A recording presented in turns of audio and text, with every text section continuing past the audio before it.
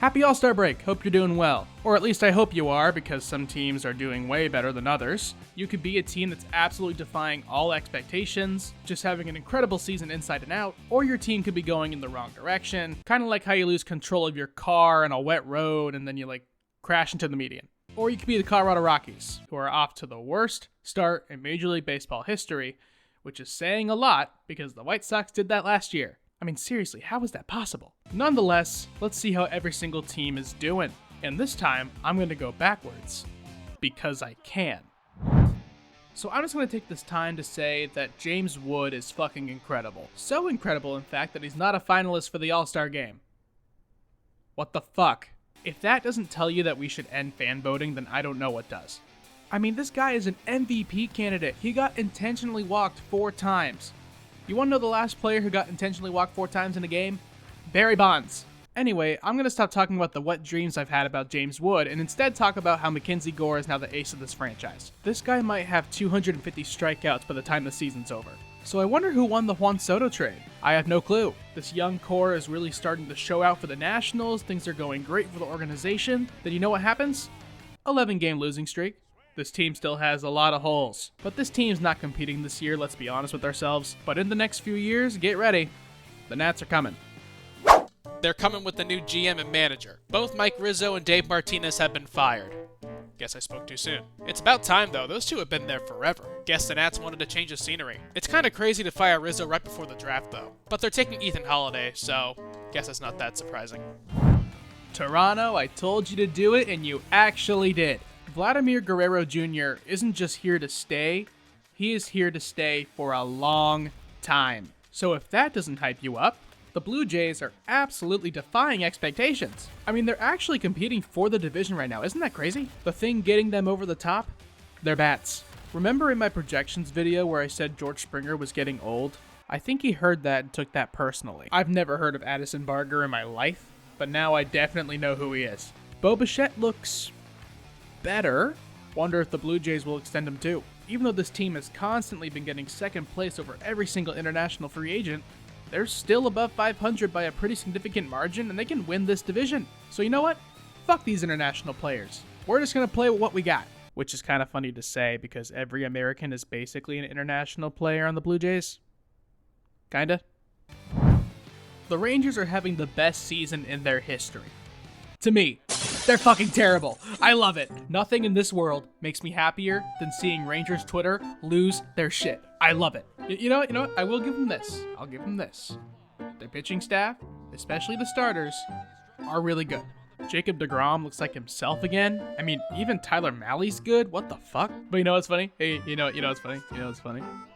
They hyped up their offense so much. Nope. And they're fucking trash. The offense is so bad. I thought this was supposed to be an offensive-driven group, but it's so bad. I mean, they fired their hitting coach. And as an Astros fan, I love it. Give me more. Hey. Remember when you signed Jock Peterson? Hey, you remember that? Okay.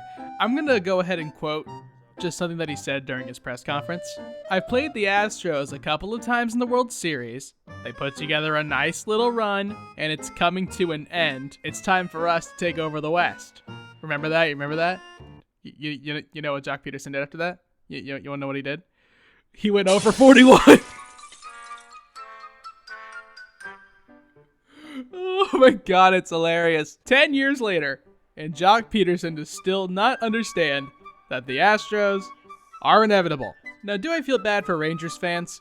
Hell to the no. I feel bad for myself. I chose the Rangers to win the division. What the fuck was wrong with me? I mean, how did the Rangers win the World Series in 23? And no, I don't think they cheated. Astros Twitter, shut up. I mean, it's not just them. The Diamondbacks are bad too. You know what? I'll get into that later. But now the real question is, are the Rangers going to try to compete? I mean, the Astros have blown the AL West out of the water now. I mean, I bet they'll still try. They got Semien and Seager locked up on big contracts. Speaking of Semien, he has been dog shit. Just wanted to bring that up. I love shitting on the Rangers. All right, who's next? I did say in my predictions video that the Rays would probably win more games than I was saying, and what do you know, they're doing it again. Let me tell you, that ballpark they're playing in, man. Not only is it the exact same dimensions as Yankee Stadium, but it's also hot and humid outside. Balls travel more, so these Rays are really slugging themselves to the top. Brandon Lau is having an incredible season. Junior Caminero is filling in a hole at shortstop that was filled by somebody else. And also, Jonathan Aranda, are you kidding me? This guy is my other example as to why we should get rid of fan voting. I mean, seriously, how is this guy not starting? Also, it would be unfair if I didn't mention some pitching. They're doing alright, but I really want to mention Drew Rasmussen. If he's not an all-star, I'll be surprised. Now you can tell I recorded this way before the all-star game. But the Rays are doing what they do almost every single year, defying expectations. Oh, we got some breaking news. So I didn't want to mention that certain someone, but some news came out, so yep, it's Wander Franco. He did it. Are you surprised? The sentencing, though? Kinda weird. For the mother of the minor? 10 years in prison. Makes sense. Go to jail, fuck that woman. But for Wander Franco, he got 2 years in prison. Kind of. He won't get that 2 years in prison unless he shows sexual relations towards a minor. It kinda surprises me he's not in jail. But he still does have a criminal record in the DR, which is going to make it basically impossible to get a work visa to the US. So it wouldn't surprise me if his MLB career was over, but it also wouldn't surprise me if it wasn't. I mean, there's still a possibility that he could be a Ray in the next couple of years still, which is insane. But yeah, just kind of wanted to mention that. Alright, let's get out of this. Talk about a team defying expectations. How about them Cardinals? Kind of similar to the Blue Jays. It's not the pitching that's getting them over the top, except for Sonny Gray, but it's actually their offense. Alec Burleson and Brendan Donovan have been having career years. I mean, even Wilson Contreras is good again. Someone that hasn't been their best though, Nolan Arenado. Just makes me even happier the Astros didn't do that trade. Well, they did do that trade, but Arenado said no, so Arenado saved us from himself. So thank you. So it's mainly the offense doing the heavy lifting, but Sonny Gray has been great. I mean, his start on June 27th was incredible. All 9 innings, 11 strikeouts, 1 hit, no walks. Dude was untouchable. I would have told you a couple months ago that Sonny Gray was a prime trade candidate for the Cardinals, but I don't think that's the case anymore, because the Cardinals could win the division right now. Or they could also fall off the face of the earth, that would not surprise me. But watch out for St. Louis, they look legit right now. Seattle? You almost had me there for a second, not gonna lie. But then a couple weeks later, you showed your true colors. You're mid. And thanks for the division lead, by the way. But yeah, it's the same old, same old. The pitching is incredible, the offense is not that good, except for one thing that really stands out above everything else. Cal Raleigh is now the best catcher in baseball. He's not just having a good season, he's having a historic season. He just hit another home run while I was recording this. I mean, he just passed Johnny Bench for the most homers by a catcher before the All-Star break. I mean, if it wasn't for Aaron Judge, then Cal Raleigh's the front runner for MVP. And that's really the only thing going right for the Mariners offense right now. So for this trade deadline, Jerry Dipoto needs to cook. He needs to cook a Michelin star meal to really have any chance to get back into the AL West lead. Also, shout out Andres Munoz. He might be the best closer in baseball, so cherish that.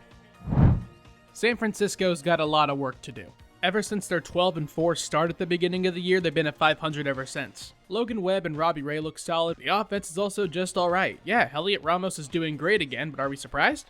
Jung-Hoo Lee's finally healthy this season. Also, why was Wilmer Flores so good at the beginning of the year? Emphasis on beginning of the year. I think a big thing the Giants are missing right now, a franchise player. But that kind of all changed when out of nowhere they traded for Rafi Devers. I did a whole video on that, so I'm not going to get into it, but a pretty big move for San Francisco. The Giants still, though, have to do so much more work during the trade deadline to even have a chance of sniffing the NL West, because the Dodgers are not that far away from taking it by a landslide. Let's see what the Giants do. Let Posey cook. And even if things don't go the way they want to this season, it's still a great step in the right direction. Also, I'm visiting Oracle for the first time this summer. Can't wait. Okay, Padres, seriously. What the fuck is going on? You started out so hot, you couldn't stop winning at home. You won a franchise best 7 games in a row to start your season. They actually looked competitive in the NL West for a little bit. Well, every team in the NL West except for the Rockies look competitive, but that's not the point. Ever since that start, you played 500 baseball, and in the month of June, you had a losing record. 7.5 games back in the division. Doesn't make any sense. You know what? Let's talk about the good things, huh? Nick Pivetta, of all people, is your best starter right now. That's kind of cool to see. Machado and Tatis look great. Also, be glad you locked up Merrill when you did. I mean, the kid's absolutely incredible when he can stay on the field. Why has Gavin Sheets been good?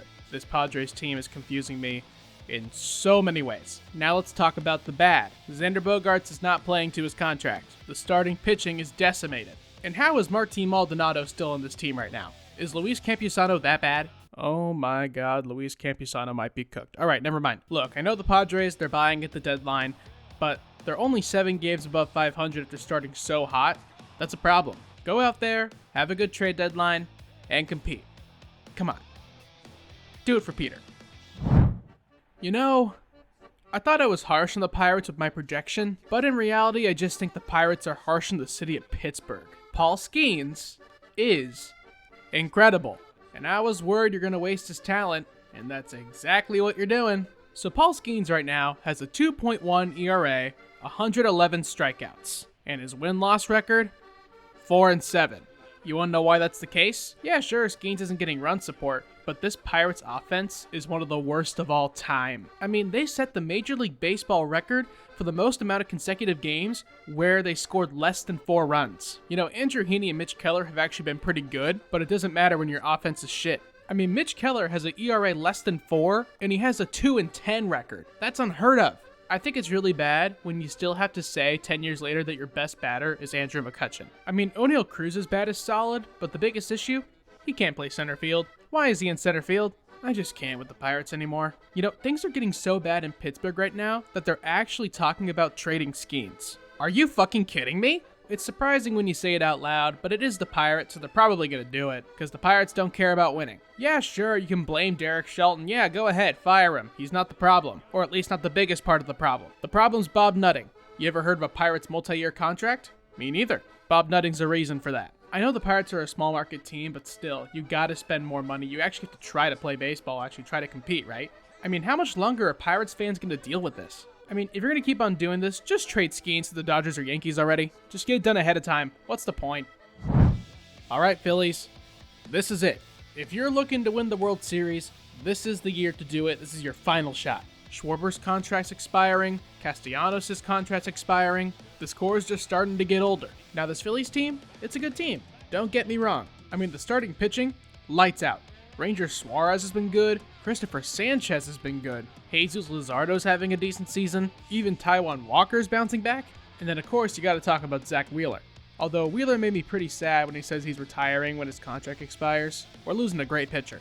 And then the offense. Bell still goes dong. One of the better offensive slugging teams in baseball. Although JT Realmuto is starting to look pretty old. This Phillies team's already a solid group, but for the deadline, get what you think you need. It never hurts to have one more of something else. Whatever you do, make sure you're loaded, because this is your final chance. Let's watch Philly burn to the ground again. Together. Also, Alvarado, you fucking dumbass. I had high expectations with the Yankees. I mean, they started out okay, they had a pretty good May, and then ever since then they've had a losing record. They just lost the division lead to the Blue Jays. Paul Goldschmidt's having a resurgence. Jazz Chisholm is fitting very well in New York. Cody Bellinger's good. Trent Grisham is good somehow. And then of course, Aaron Judge is having the season for the ages. This is the season where Aaron Judge is starting to get into the conversation as one of the greatest hitters of all time. Max Fried and Carlos Rodon have really been filling in that spot that Garrett Cole's supposed to hold. So there's a lot of good on this team, but also, there's a lot of ass. Anthony Volpe is ass. Oswald Peraza is ass. Even Devin Williams is ass. He's supposed to be the closer. There's been inconsistent offense. There's a lack of pitching depth. Many fans don't like Aaron Boone's decision making. The overall team OPS might be high, but the average is not. There's a reason why they had that 20+ inning scoreless streak. It's like their only way to score runs is by hitting homers. That just doesn't work. Besides all those flaws, I think they'll come back, win the division because they're the Yankees. And it might not be because of them, but I would not be surprised if this whole entire division blows up. The Mets. Oh my god. Did they start out good? Yeah, sure. But then ever since June 13th, 3-13. My god. Now, is it because of Pride Night? No comment. And from that losing streak alone, they're no longer first place. As of recording this, anyway. Now, yes, the starting pitching's been depleted, but Griffin Canning has been a lifesaver. And then he tore his Achilles like every single basketball player. Also, the offense has been completely inconsistent. Brett Beatty is still a quadruple A player. Francisco Alvarez has been so bad that he got optioned back to Syracuse. And what was supposed to be a really good season out of Mark Vientos has turned into an absolute nightmare. Juan Soto was off to the worst start in his whole career. Now, recently he's been pretty good, so nothing to worry about there. Francisco Lindor's having a decent season. Pete Alonso's been outstanding. which sounds like a good thing, but it's also kind of not. You know damn well he's opting out of his contract. So they gotta do their best to lock him up, and they need to lock in at the trade deadline. They need a starting pitcher, they need an outfield bat, just anything to get out of the streak they're currently on. Because if things don't turn around soon, then I am a firm believer that lol Mets is eternal. Yep, the Twins are almost exactly as I expected. Oh, sorry, my apologies. The T's. Do you really think they deserve the win in their name? Absolutely not. And this year, it's less about injuries, but it's just that the Twins are bad. They're bad. They're a bad baseball team. Besides Joe Ryan, the pitching staff is just not good. I really hope they trade Johan Duran to an actual contender. That would be so great for him. But this offense is just not inspiring at all. The only people that stand out are Willie Castro and Byron Buxton. I mean, even Carlos Correa has just not been great. The only good thing coming out of the Twins season this year? Byron Buxton's playing baseball. Yes, you heard that correctly. And what do you know? When he's healthy, he's incredible. But of course, Byron Buxton and Royce Lewis cannot be healthy at the same time. Lewis has been out the majority of the year. He'll come back, but how long is that really gonna last? Also, can you just fire Rocco Baldelli already? He might not be the problem, but this Twins team needs a change of scenery fast. So while things aren't going great, there's always light at the end of the tunnel. The Pohlads are selling the team. The process is still going on, but if it's been going on for this long, then I think it's very hard to think that the Pohlads will still own this team next year. But the Twins should definitely be sellers at the deadline. The Tigers are in first by a wide margin, so there's no point in them buying. Also, I gotta stop calling them the Twins. They're the T's. Alright? They're the T's. I said to never count the Brewers out. I stand corrected. The Brewers aren't in first place when I'm recording this, but they're on the verge. A lot of their batters are putting up pretty decent seasons. Sal Frelick has become a very good leadoff guy. Bryce Terang, Rhys Hoskins, Jackson Chourio, all putting together really decent seasons. Christian Yelich is pretty good as well. Not as good as 24, but still probably their best bat right now. William Contreras was really good last year.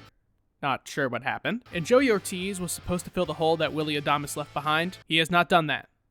Nowhere close. But that aside, the reason why they are at where they are right now is their pitching. A bunch of their starters are having very great seasons, and they recently called up Jacob Misarowski. Sorry if I said his name wrong. Dude looks absolutely filthy. And then the back of that bullpen being Abner Uribe and Trevor McGill, that's great. The Brewers definitely got a chance to win this division, but they need a couple things. I think they just need to get a bat that really stands out above the rest. I know it's supposed to be Christian Yelich and eventually Jackson Chourio, but I do think the Brewers do need another bat that is above the rest. And in typical Brewers fashion, they'll win the division, and they will lose in the first round. Like always. I would have been dreading to make this part of the video, but straight up, why are the Marlins winning? I mean, they had one of the longest winning streaks in franchise history. This year, 2025. It doesn't make any sense, but still, you gotta respect them. They're winning games. They're doing so much better than what I thought they were going to do. I had this team with the worst record in baseball going into this year. But I do think this momentum's gonna fall off and they're gonna be bad again. You just gotta give it some time. But look at that. Aori Perez is back. One of the youngest pitchers in the game, got Tommy John way too early, kinda concerning. But I do hope that he has a great season from here on out. Speaking of Tommy John, Sandy Alcantara, whoa. What the fuck happened? Sandy looks really bad. Are they gonna trade him? Yes, they are, because it's the Marlins, but still. Anyway, we're gonna move on from that and talk about how I'm an Edward Cabrera enthusiast. Dude is low-key nasty. You should not be able to throw a changeup at 94. Can you even call it a changeup at that point? Also, Anthony Bender looks really good down the stretch. Sounds like trade bait to me. I would say nobody in this lineup stands out, but why is Kyle Stowers really good? He's probably the lone representative for the Marlins in the All-Star game. Will he get traded too? Who knows? It's the Marlins. They'll probably make the playoffs in 2 years and then completely blow it up again. It's the Marlins way. Well, I did say that my MLB win prediction would be bold. Boy, do I stand corrected. I mean, could I have predicted that the Dodgers pitching staff would have been completely obliterated by injuries? And I do think that the pitching is holding the Dodgers back to its full potential. I had no clue who Ben Kasparius or Jack Dreyer was before this season. I mean, the only starting pitcher who hasn't been on the injured list so far this year is Yamamoto. And yeah, he's great. But then Blake Snell, Tyler Glasnow, Roki Sasaki, all long-term injuries. I mean, the Dodgers need to get one of these pitchers back some way, somehow. Oh, baby. He's back. I feel like it's gotten to the point where people forget that Ohtani's a two-way player. Yeah, fun fact, he pitches too. But speaking of the offense, yeah, Ohtani's probably going to win the MVP again, one of the best hitters in the game. Then I'm not going to go over the entire offense, but yeah, it's definitely leading them to victory. Not even a question about that. Though I will say, Hyun-Sung Kim batting 368 through 87 at-bats, that's kind of something to watch. And the Dodgers have been looking for years for a permanent center fielder, and I think it's Andy Pages is to keep. He's probably going to be an all-star. Also, the Dodgers called up Dalton Rushing, not off to the best start. although Dalton has to be a starting catcher at some point, so I don't think he's going to be a Dodger for much longer. And then, final thing I want to mention, Clayton Kershaw did the thing. Look, I fucking hate the Dodgers, but you gotta give respect to Clayton when it's due. One of the greatest left-handed pitchers of all time. Even though the Dodgers have the most amount of days on the injured list combined as a team, they're still in contention because of their star-studded power, and also the whole entire division's falling apart. Good thing to mention. Look, Angels, I know you're in my division, but good job so far. For a team that was supposed to be absolute dog shit, you're doing pretty good. Yusei Kikuchi and Jose Soriano are putting together very good seasons. But the pitching is not what's leading them to victory. It's the bats. Zach Neto and Nolan Shinuel having their breakout seasons. And Joe Adell finally looks good. And I love seeing Taylor Ward healthy. But unfortunately, Mike Trout's still dealing with the injury bug. And when he has been playing, it's just been okay. His OPS is way above league average, but his batting average, that is not Mike Trout levels. He's really showing the power though. When he's making contact with the baseball, he's ripping the cover off. But the Angels, definitely defying expectations right now. Are they going to buy at the deadline? They actually might. But remember what happened last time they bought at the deadline? Yeah, maybe they shouldn't. But even if they do, I hope things do go well, but not so well that they're competing with the Astros. The only part that's very concerning about this, they got to do it with the interim manager. Get well soon, Ron. One of my favorite men in the game. This team made the playoffs last year? I find that hard to believe with the way they've been playing. I mean, it's really just not good at all. The pitching's been pretty alright though. Waka and Lugo doing what they normally do, putting up pretty good years. Also, Chris Bubich has come out of nowhere and has been absolutely amazing, gotta point that out. Now, Michael Lorenzen and Cole Reagans, not so much. The bullpen's also fine, but the biggest flaw with this team, it's the offense. This team has their 3 heavy hitters, and then the offense is absolute shit. Jonathan India was brought in to be a really good leadoff guy. He has been far from that. And also their outfield might be the worst in baseball. They brought up Jack Caglione to try and help, but he's been bad too. The Royals need a lot of help right now. With the division not being that close, are the Royals going to sell? Or at least retool? I was expecting a lot from the Royals this season, and I think the whole entire fan base was too, but I don't think anyone could have predicted this. But yeah, when it comes to the Royals, they're kind of fucked. Look, I know I'm an Astros fan, but they can't keep getting away with it. Some baseball fans have known this for a while. Some baseball fans are just learning this. Even some Astros fans are just learning this, such as myself. But I will say it now, and I will keep saying it again.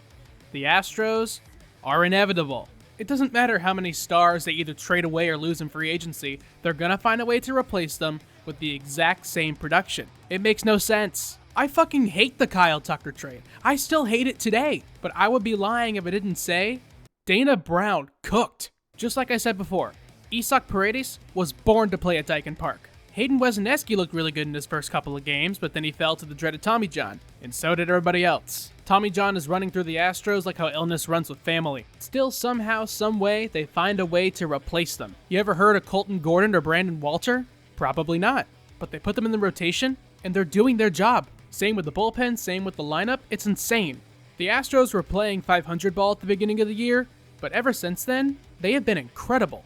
Jeremy Pena is made to play in that leadoff spot. Cam Smith has exceeded all expectations. Now Christian Walker? Okay, Christian Walker hasn't been that good. But after Jose Abreu, my expectations for a first baseman are so low, you don't even know. But speaking of Cam Smith, he was drafted exactly a year ago from when this video comes out. He only played 30 games in the minor leagues before getting called up. It was a little rough to start, but Cam Smith might be Rookie of the Year. I mean, he's batting cleanup for Houston. Now imagine when this team's at full strength. Alvarez might come back, eventually. Luis Garcia, Christian Javier, they might come back, eventually. It wouldn't surprise me if all 3 of them were out for the year. But many people thought this Astros era was over, including myself. But just never forget, the Astros, they're inevitable, and you just gotta live with it. So who had the Tigers as the best team in baseball on their bingo card? It should be none of you, or you're lying. Tarek Skubal just threw one of the best games I've ever seen. How are you throwing 103 miles an hour on your last pitch of the game? Tarek Skubal is not from this planet. The Tigers have a very solid rotation. Reese Olson's good, Casey Mize is finally living up to his first overall pick expectations, but this offense is slugging their way to the top. Dylan Dingler isn't just a great catcher, he might have the best name in baseball. I mean, Dylan Dingler, come on. Spencer Torkelson's finally living up to his first overall pick expectations. Gleyber Torres is having a career year. Riley Green, Kerry Carpenter, Colt Keith. Also another thing for the bingo card, Javier Baez is good again? and he's playing center field. What the fuck is happening? What year is it? Now, with this team being so good, I'm about to say something that I was not expecting to say. But the Detroit Tigers are World Series contenders in 2025. Out of nowhere, they have put together a super team. The Tigers are good, the Lions are good, the Pistons are good. Everything is going amazing in Detroit sports right now. Except the Red Wings. Wow. And I mean, wow. I really thought a team could not start off as bad as the White Sox did last year. And I was wrong. It literally took the Rockies what felt like an eternity to even get 10 wins. They didn't even get to 20 until July 3rd. This might be a new record, folks. You think firing Bud Black's gonna help the situation? No, this team's just ass. The only good thing on this team right now is Jake Bird, Hunter Goodman, and Jordan Beck. And the Rockies need to trade all three of them. You thought the White Sox last year was history.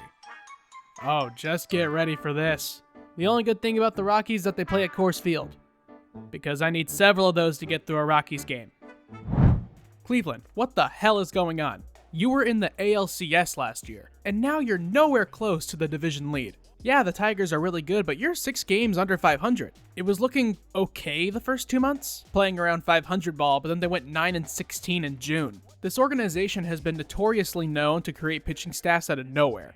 This year is not the case. All their starters have ERAs hovering near the 4s. And a lineup that was so strong last year, that is not the case anymore. Besides Steven Kwan and Jose Ramirez, who's an MVP candidate again, this offense is absolute shit. Lane Thomas was your biggest get at the trade deadline last season. After coming back from injury, he's batting 160. While the pitching staff has not been tremendous, they're still holding their weight. This offense is just so bad. It's really just pure disappointment at this point. This team had high expectations going into this year. Finally making it back to the ALCS, it looked like they were going to be playoff contenders for years. But then the bats they wanted to rely on just fell off the face of the earth. And yeah, this team didn't change much. They all just suck somehow. The Guardians are in a very weird spot. My best guess is they're going to retool. They could sell as well. They better not buy, though. No chance they're getting back in this division with the Tigers being so good. Also, Luis Ortiz might be fucked. If they actually figure out that he did do this, he's banned from baseball for life. So you better hope that's not the case. The Reds are about exactly where I expect them to be. They're 7 games under as I'm recording this in the NL Central, but I do think that if they do everything right, they have a great trade deadline, this Reds team can do some good things. A thing I like? Hunter Green is your ace. He was incredible out there pumping gas, until he fell to injury late May. He's coming back soon, so no need to worry. The pitching staff is still doing fine, but they really need Hunter Green to come back. But they also have a fun offense out there in Cincinnati. Ellie's out there mashing the baseball, stealing as many bases to his heart's content. Noel V. Marte is finally off the roids and doing great too. Austin Hayes has fit well into the Reds system. And then Jose Trevino is killing it in a Reds uniform. Who would have expected that? I think this Reds team is so close to doing something. I think a starter and another bat, they're good to go. And I do think the Brewers or Cardinals can fall off at any time, so a wildcard spot is very possible for Cincy. Because I do think the Cubs are going to run away with the Central. But Cincinnati, they're a team to watch. I would normally absolutely trash a team like this, but as long as the White Sox are doing better than they did last year, which is very hard to do, then I don't care. Besides Mike Tauchman, who's secretly having a really good year, there's nothing really standing out about this White Sox team, so they're trying to make it a little more interesting by calling up some rookies. Sean Burke isn't just a rookie, he was the opening day starter, and he's shown some signs of brilliancy. Excited to see where his career goes. Kyle Teal's been called up as the catcher of the future. Colson Montgomery just got the call up too. They're hoping that those players can make a really good White Sox core down the line. Very far down the line. Like contract almost expiring down the line. Alright, now can we talk about Luis Robert? He has just not been good at all. Are the White Sox going to trade him? Abso-fucking-lutely. But they're not going to get as much as they originally wanted, because this one's kind of a risk. Is Luis Robert a bad baseball player, or does he just need a change of scenery? Sometimes going into a winning environment can change a whole entire player's season. So some team out there is going to hope that's what happens with Robert. But the White Sox, still on track to lose 100 games, but you know what's good? They're not the Rockies. Well, what do you know? Kyle Tucker is the exact player the Cubs needed. You sons of bitches. Yes, I am still mad about the trade, but it's benefited both sides, so I can't be that mad about it. But I still hate you guys so much. This Cubs team might have the best offense in baseball. Michael Busch has been incredible. Carson Kelly's been incredible too. I mean, this dude hit for the cycle. How the fuck did he do that? And this outfield is absolutely loaded. Along with Tucker, you got Seiya Suzuki, Ian Happ, And then Pete Crow Armstrong's an MVP candidate. You know, the Mets could have had PCA, but no, they wanted a few months of Javi Baez. I bet Mets fans love how well Baez is doing this year, along with Pete Crow. Great trade for both sides. The starting pitching, though, can use some work. Shota's amazing, but then after him and with Justin Steele needing Tommy John, there are some empty gaps in there. The Cubs need like 1 or 2 starters at the deadline minimum. They don't need any upgrades with their offense. They just need pitching, relievers and starters. Because at the beginning of the year, Ryan Presley was not fitting well back into that closer role. He has been better though. But if they get that pitching, then yeah, you're talking about a World Series contender in Wrigleyville. The biggest thing I need you to do now? You need to extend Kyle Tucker immediately. I would normally be against this, but I have a really bad feeling he's going to sign with the Dodgers if you don't. So please, for my sake, don't let him do that. What the hell are the Red Sox doing? They started off their season pretty well, and then after having a losing record in May and just not having a good June overall, it just kind of took a turn for the worst. They're still around 500 when I'm recording this, but Red Sox fans finally thought this organization was taking a turn. They traded for Garrett Crochet, and he has been their ace. His stuff's electric. They signed Bregman, and he was off to the hottest start in his career in 6 years. But then after that, I hyped up an offense. It's just not that good overall. I thought Jarren Duran and Cedane Rafaela were going to have better years than they're having. Willie Abreu's been really good, though. The infield, though, is kind of a mess. Bregman's been hurt for a while. Cassis is out for forever. I mean, Abraham Toro starting at first base every day. But all these injuries have led to some rookie call-ups. Roman Anthony and Marcelo Meyer are on the Major League roster. Both of them are not off to the hottest starts. But Carlos Narvaez, though, he's pretty good. And then their pitching's just okay. Like I said, Crochet's good. Walker Buehler might be cooked. And then Aroldis Chapman's having the best year of his career. What the fuck? But yeah, there's some holes in the pitching and also the lineup as well. But with the whole division falling apart, they could still win it. That's just how messed up the AL East is right now. I think a thing the Red Sox are missing is like that one power bat. I think they're really missing that franchise player. Oh, wait a second. You know who I think would go really well on this team? Rafael Devers. I'm not going to get into it. Just watch my video about it. How? How could you let this happen? The Orioles aren't just having a bad season. They just fucking collapsed. This is the kind of season you see in your worst nightmares. I did say the Orioles didn't do anything to make this team better, and boy was that an understatement. You know, it's like 41-year-old Charlie Morton is gonna be ass. Your best starter should not be Tomoyuki Sagano. Just the whole entire pitching staff is just dog shit. The offense isn't that good either, but it's sustainable. This pitching staff is blowing games. This offense, though, still has surprises. Not good surprises. Both Cedric Mullins and Adley Rutschman have fallen off a cliff. Like, it's straight up concerning how bad they are. Gunnar Henderson's still having a good season, but definitely not MVP level, which I thought he was going to be at. I mean, Gary Sanchez is getting a start every single day. Are you kidding me? So what are the Orioles going to do?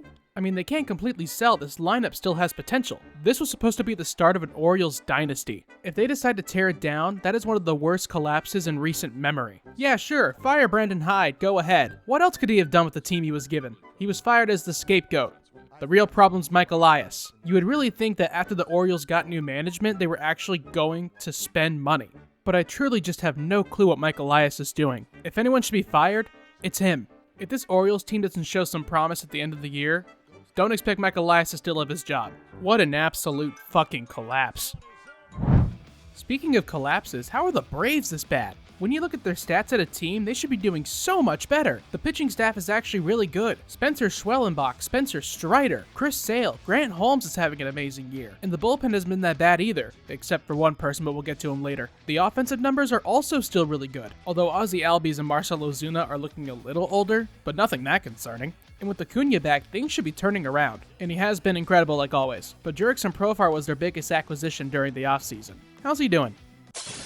Are you fucking kidding me? This is not good for the Braves or Jurickson. He wasn't using him during his last Padres season, was he? I hope not. I love Jurickson. But with Profar being an absolute dumbass, Alex Verdugo was starting every day. That's gotta be some sort of joke. Like I was saying before, all the stats on paper show that the Braves should not be this bad. So why are they? Yeah, there's some bad luck involved, but also they're in the bottom 10 of the league with runners in scoring position. So that's a huge issue. And also their closer, Rafael Iglesias, is doing that thing that he does every single 3 years where he's just like bad. It's an anomaly. It's weird. But Rafael Iglesias alone is blowing games. Things were going so bad for the Braves, I honestly thought they were going to fire Snitker, because teams do tend to fire their coaches when things go wrong, looking directly at the Orioles. But I'm glad they didn't, because I really do think that it is just a lot of bad luck. And I mean a lot of bad luck. But are the Braves going to make the playoffs? They got to have a big turnaround for that to happen. They might retool, and they probably should. This A's team looked promising at the start, but then they just had a disastrous month of May, losing 13-16 dating back to May 5th. Yep, that's pretty bad. I did say though this offense would be fun, and boy was I right. Jacob Wilson's having an incredible rookie year. He's going to be the starting shortstop in the All-Star game, although statistically Jeremy Pena's having a better year, and fan voting. Both Lawrence Butler and Brent Rooker have been very good after their respective extensions. Denzel Clark isn't doing that good, but his glove is incredible. This is one of the best catches you'll ever see. And also, a man that I'll be referring to as Nicholas Kurtz, because I don't want to say his name too quickly, is doing amazing. This offense has the power to win a lot of games. The only issue, along with a bunch of other teams, the pitching's atrocious. Luis Severino signed the biggest ace contract of all time to be their ace. He's been doing so bad that he might get traded. Specifically in Sacramento, he's been awful. The starters are bad, the bullpen's bad. Even Mason Miller's having a terrible year. So yeah, as you can tell, this team's not ready to contend at all. But give them a couple years, because once they get some quality starters and bullpen help, this team can be scary. But just not right now, each team scoring like 10 runs every time they play the A's. The final team today is the Diamondbacks, and I just realized how many teams have been really disappointing this year, with the Diamondbacks definitely being one of them. Started off hot, they fell off, yada yada yada, basically every single disappointing team. Besides Merrill Kelly, the starting pitching is awful, and now with Corbin Burns gone, Arizona doesn't really look like playoff contenders. Now Ketel Marte, Josh Naylor, Geraldo Perdomo, all great. And Gino Suarez is having the best year of his career. Corbin Carroll's having a huge bounce back year. But then after him, the rest of the outfield's not that good. So the offense is not the biggest issue, it's the pitching. Starters and bullpen. I was really looking forward to this team, man. Oh my god, I had them winning 98 games. What the fuck was wrong with me? Now, with them being 12.5 games back, they should probably just go ahead and trade away all their expiring contracts and just retool for next year, especially when you have Corbin Burns. Having Tommy John this early into his contract is not good. I guess the wild card's still possible for Arizona. They just gotta have a really good trade deadline. A lot of these teams are on very similar paths. They're disappointing, they're not that far off, and they really just don't know still if they're gonna buy or sell. The deadline's at the end of the month. They better make up their minds quick.